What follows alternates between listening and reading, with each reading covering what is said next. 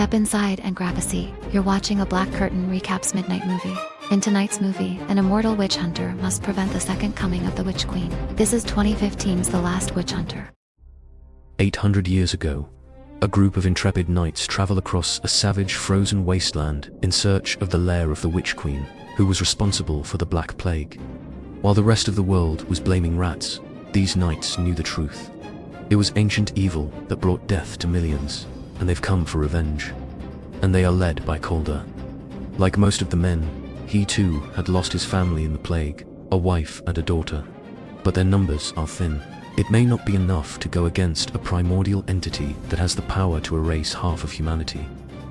They find the Witch Queen's lair, a mountain-sized, lifeless tree in the middle of a frozen tundra. Only a fool in the king's court would mistake this as anything other than the hiding place of evil. They march into a cavern made of rotting roots. It's dark, it's terrifying, and it smells like a literal graveyard. But there's no turning back now. The Witch Queen finally appears, and immediately starts flexing her magic. And one by one, our knight squad starts dropping like flies under her curse. To make matters worse, she's got backup, a bunch of budget orcs, but our boys actually came prepared.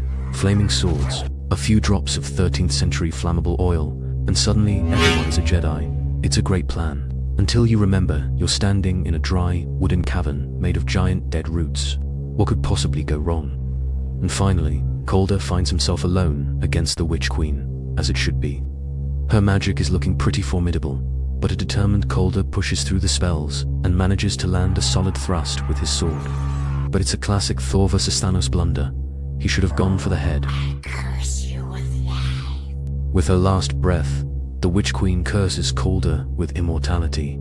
To never have peace, to wander the earth forever, never having to worry about sickness or old age, never having to worry about money or women or taxes. Truly, a fate worse than death. Fast forward to 800 years, and Kaulder has traded his furs for a tailored suit and a first-class ticket to New York. Suddenly, the plane gets caught in a violent lightning storm, and right away, Kaulder knows something is off. You'd think all those years in weather school had taught him this, but there's a simpler explanation. Magic. Someone or something on this flight is causing the turbulence. Kaulder stands up to do some mid-air detective work and tracks the source to a young witch. Come on. She's carrying 3 ancient runestones that have accidentally merged, and they're manipulating the weather. As the passengers panic, Kaulder does his thing, using his trusted emergency magic toolkit, which he just happens to keep in his pocket for moments like this. He separates the runes, and just like that, the storm vanishes. He confiscates the stones, lets the girl off with a warning, and on the way back to his seat, he stops to charm a pretty stewardess. I've been a lot of people in my life. You'd be amazed what you pick up. Next, we meet Father Dolan, who narrates about how witches live among humans in secret, that after centuries of war, a truce was forged between them, and he and Kaulder help keep the peace under the supervision of an organization called the Axe and Cross. The rules are simple. Any witch who uses their powers against humans gets a one-way ticket to punishment by the Witch Council. Dolan is the 36th priest in a long line to carry the name, but today he's officially hanging up the robes. Having worked with Kaulder for 50 years, banishing bad covens, the two have become true friends. To mark the occasion, Kaulder gifts the priest a rare, expensive pen. In return, Dolan offers some final advice. It's time for Kaulder to find someone he can actually trust. More to it than a parade of stewardesses marching to the dulcet tones of Moonlight Sonata. While Father Dolan finishes his final report, we meet his replacement. Enter Dolan the 37th. He's young, he's idealistic, and probably came with the highest recommendation of being a great companion who will bear the weight of his responsibility. The veteran Dolan makes the young priest promise to watch over Kaulder no matter what happens.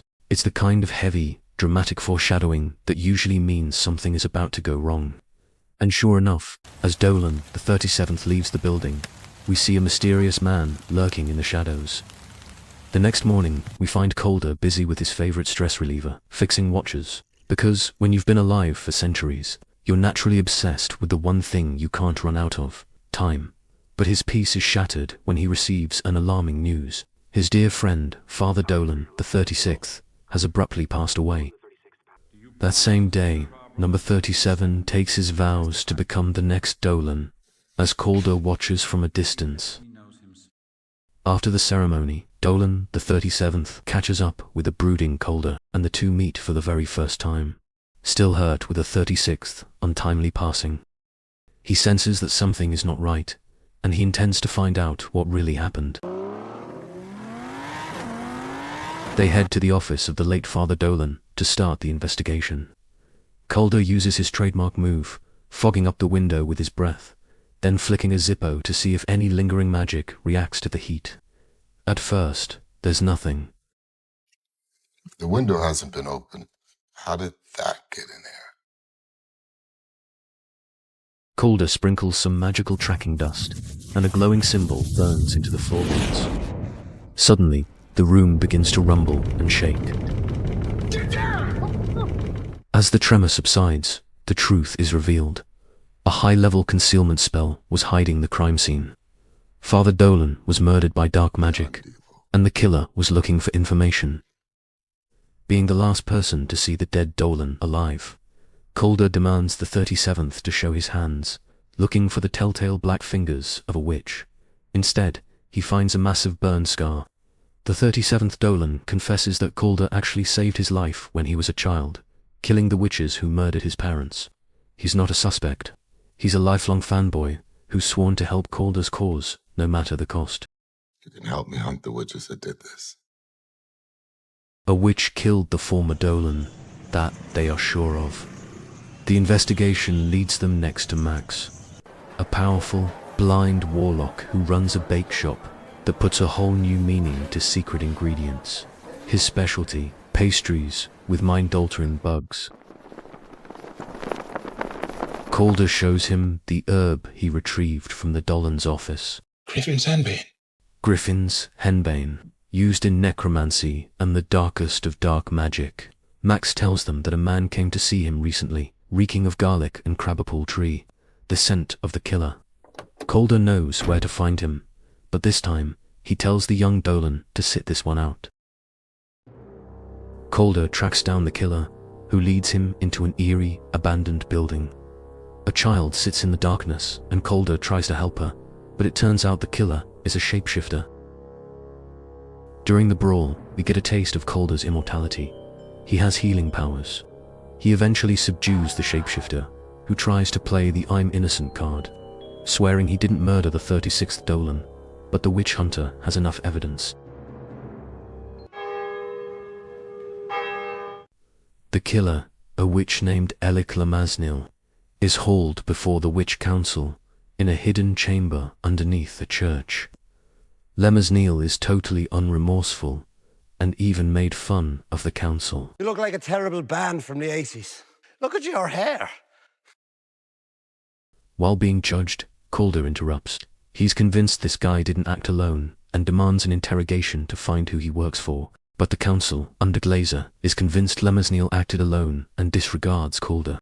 They wake up a terrifying sleeping beast called the Sentinel, and it drags a screaming Lamaznil down into the lightless pits, never to see daylight again. Then Kaulder spots another clue.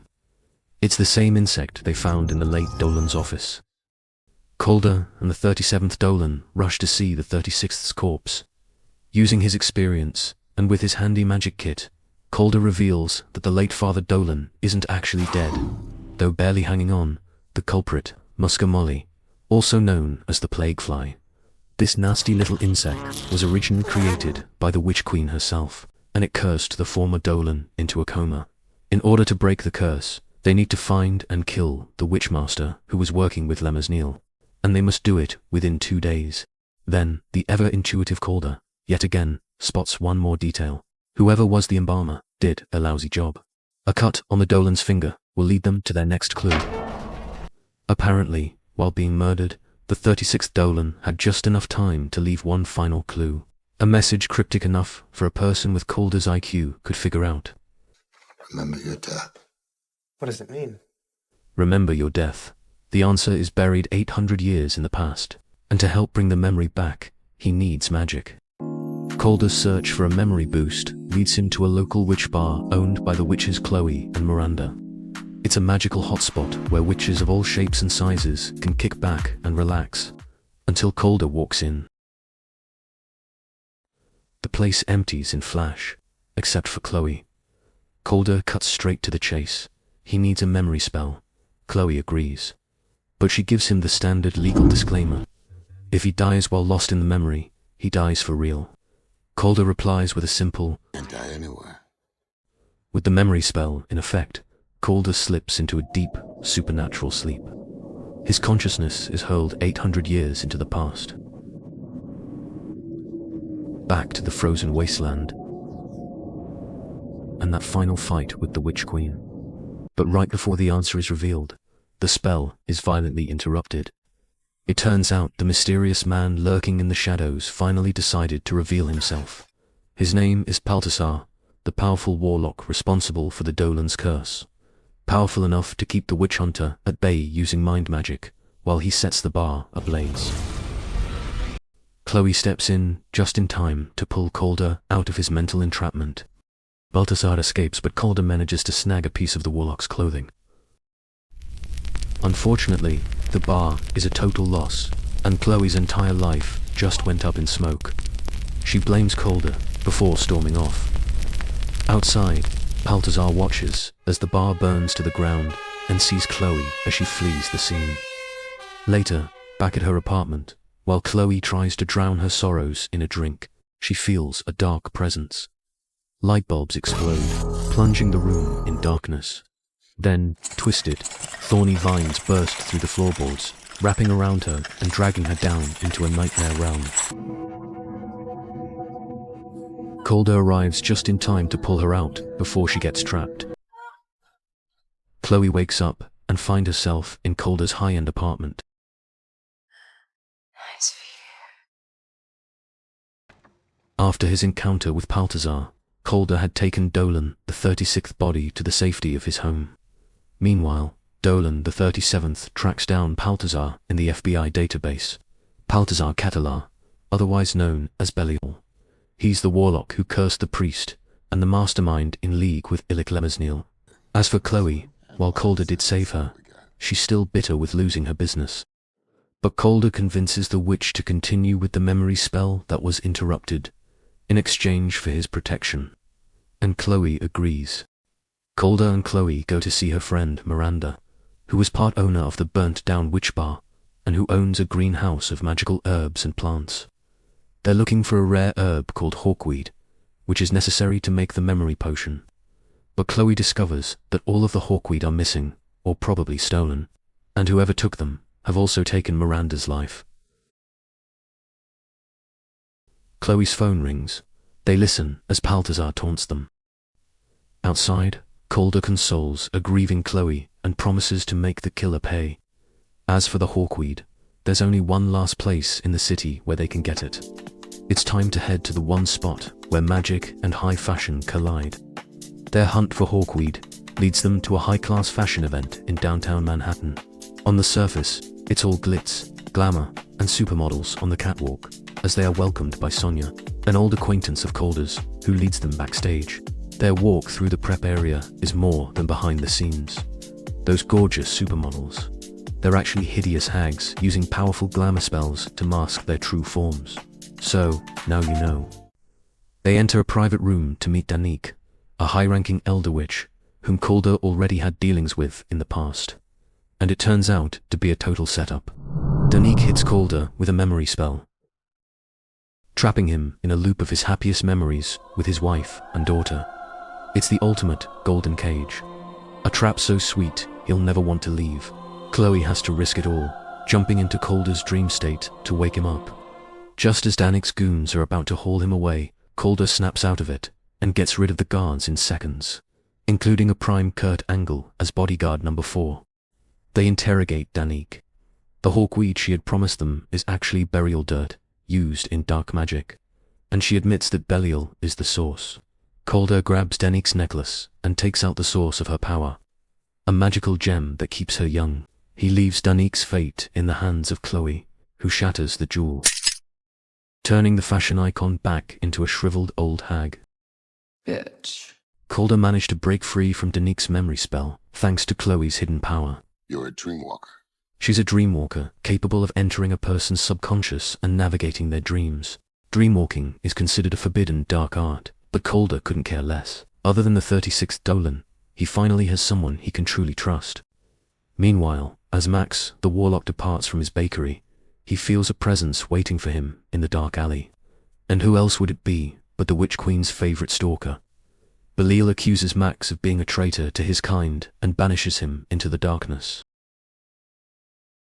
Kaulder takes Chloe to the Witch Council's chamber. He shows her ancient carvings that depict the entire history of witches, including early fan art of the Witch Hunter. Kaulder points to the Dreamwalkers, the Witch Queen's silent assassins, capable of turning one's memories into nightmares, which means a Dreamwalker doesn't need hawkweed or memory potions to bring back the past. All this time, Chloe has the power to tap into Kaulder's memories, but is terrified of using it because it had hurt people in the past. But now, she doesn't have a choice anymore. Kaulder needs her help. With her dream-walking powers, Chloe brings Kaulder back to his fateful past, all the way back to the beginning, to the Witch Queen's death and Kaulder's own. They watch as the remaining knights arrive, led by the very first Father Dolan. The men rejoice at the Queen's defeat, but as the Dolan pulls Kaulder's sword from her chest, Kaulder gasps back to life, jump-starting his curse of immortality. From the Queen's ashes, the Dolan retrieves the Queen's still-throbbing heart, and realizes that Kaulder's life is tethered to it. Instead of ending the evil for good, the Dolan chose to preserve the heart to keep their greatest weapon alive. They lied to him from the start, and now they know what Belial is after. He wants the heart to bring the Witch Queen back to life. Just as the 37th Dolan tracks down the whereabouts of Belial, Kaulder storms the church to confront him. The Dolan admits that the axe and cross had been keeping the Witch Queen's heart in secret, so they can have their weapon, the Witch Hunter, to maintain order. Why Kaulder is livid is a mystery. Had the first Dolan destroyed the heart, we wouldn't have this movie. Kaulder takes the GPS coordinates to hunt down Belial alone, telling Chloe that he can't trust a single soul anymore, not even her. In an abandoned lot, Belial has crucified Max to a massive tree. He is to be the sacrificial lamb for the Witch Queen's return. He fills the ground with red soil, the same red soil Kaulder found in Belial's piece of cloth. Thus they were able to track the warlock. And just as we fear, Belial has the witch's heart, whose location he got from torturing the 36th Dolan. Belial buries the Queen's throbbing heart into the soil, and immediately, jagged roots erupt from the earth, violently impaling Max and weaving through his body. Kaulder drives like a man possessed, channeling Fast and the Furious, and tearing toward the ritual site. He arrives armed and ready. But what he finds at the center is a nightmare. Max has been completely fused into the tree, and when he speaks, the voice isn't his own. It's the Witch Queen's. Belial, as always, sneaks into the scene and attacks with his signature hellfire and uses Kaulder's shotgun. But the Witch Hunter has had enough of Dark Santa, and with a single, calculated throw, he puts a blade straight into Belial, killing him. But the victory is short-lived. The Queen reaches out, grabs Kaulder, and begins to reclaim the immortality she gave to him centuries ago. I am reborn. The evil of all evils is reborn, and Kaulder couldn't stop her. And now, the world is about to face a plague unlike anything it has ever seen. The end. No, not quite. Back at Kaulder's apartment, with Belial dead, the curse on the 36th Dolan finally breaks, and he awakens. But there's no celebration. Kaulder is spiraling, crushed by the weight of his failure. Now a wounded man with his immortality gone. For 800 years that he's been the Witch Hunter, he had locked up every dark witch he ever crossed in one place, the Witch Prison. And it takes only the Queen to set them all free, unleashing a terrible plague that will end the world. The 36th Dolan urges him to fight. He's beaten her before, and he's the only one who can do it again. Kaulder opens his secret vault, a high-tech armory garage tool shop in one. Among the Pennzoil and WD-40 are the weapons he need for the final battle, the weather runes he confiscated earlier, and of course, his legendary blade, Hexenbane, as his enemies call it. Chloe steps up and makes her case. If you're hunting the Queen of Witches, having a Dreamwalker on your side isn't just a luxury, it's a necessity, and Kaulder knows this.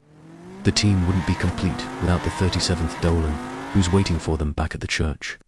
But when they step inside, they find the holy ground has been completely corrupted by the Queen's dark influence. A massive plague tree is now the prominent interior decoration. The trio enters the Witch Council's chamber, and it's a total wreck. Glazer, the High Witch, lies dead among the ruins. They press on, descending into the dark pit where the Sentinel drags its prisoners. A massive cavern, the Witch Prison. Kaulder tosses a light potion, and as the cavern illuminates, they behold a nightmare. Centuries of captive witches, suspended by magic against the frozen, jagged walls. A faint, rhythmic chanting echoes through the chamber.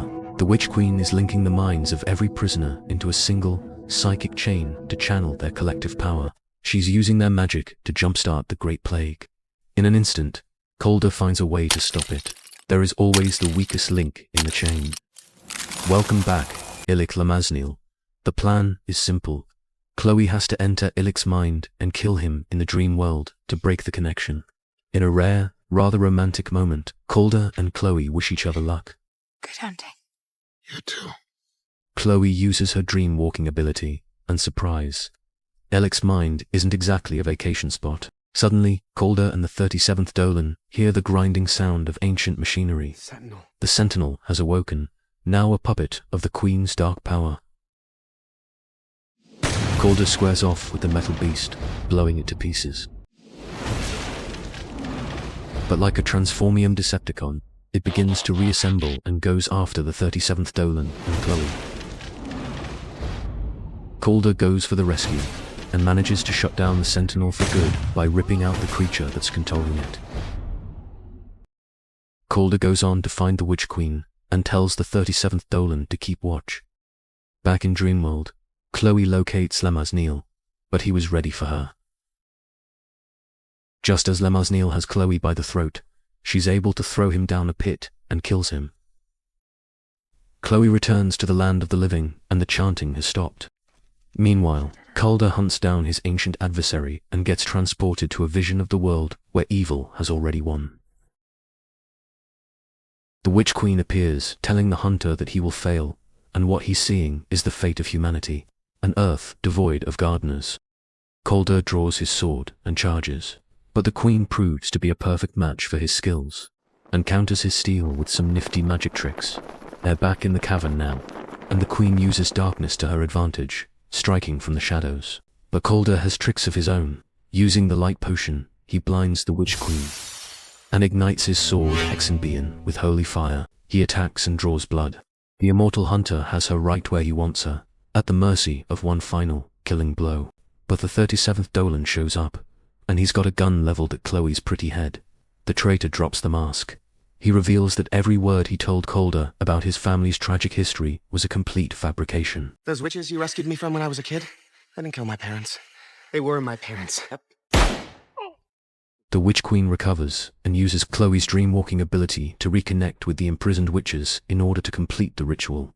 She unleashes a swarm of ancient deadly plague flies into the heart of an unsuspecting New York City. From the apartment, the 37th Dolan watches in disbelief as he hears the wail of Firetrooks and pest control exterminators. The 37th Dolan drops to his knees before his queen, revealing his pathetic truth. He comes from a long line of powerful witches, but he was born without a single drop of magic. He begs her to grant him the gift that he so yearns. Instead, the Witch Queen mercilessly kills him. Down, but not out, Kaulder is pulled back from the brink by a vision of his wife and child. It's the final spark of motivation he needs to finish this. He surges back to reality and uses the weather runes to summon a rainstorm. Kaulder and the witch square off. The Witch Queen tries to overwhelm him with a display of true power, but Kaulder is completely unperturbed. And fire! He counters with a skill he spent centuries perfecting, the ultimate sword throw. Hexenbean takes flight and finds its mark with lethal precision, and the blade acts as a lightning rod, drawing lightning bolts from above. The lightning channels through the steel, obliterating the Witch Queen in a flash of holy fire. And just like before, evil is vanquished. Just as quickly as they arrived, the plague flies drop dead. New York City is officially saved from a supernatural extinction event, but is left with one hell of a mess to clean up. Chloe rushes to Kaulder's side, and the witch hunter comes too, very much alive, with his battle wounds healed. They stand together before the smoldering ashes of the Witch Queen, looking at her still beating heart. With the Queen dead, Kaulder regains his immortality. He raises his blade to end it once and for all, but Chloe stops him. But if there's anything in the past that has taught him, as long as the witch's heart beats, she is never truly dead. I saw that there were things much worse than her. In the darkness. Waiting. Waiting for what? A world without you. And if there's anything in the future that has taught him, Kaulder knows she is right. The world needs the witch hunter, possibly for a new sequel. Kaulder joins back up with the 36th Dolan, or is he now the 37th or the 38th? To reflect on what's next. The lines have been redrawn. Kaulder decides he's done playing by the rules of the axe and cross. From now on, he's continuing his crusade on his own terms, with the Dolan renewing his services. Come on, you're not getting any younger. And if there's anything in the present that will teach him, Kaulder only knows that he now has people he can trust. I'm driving.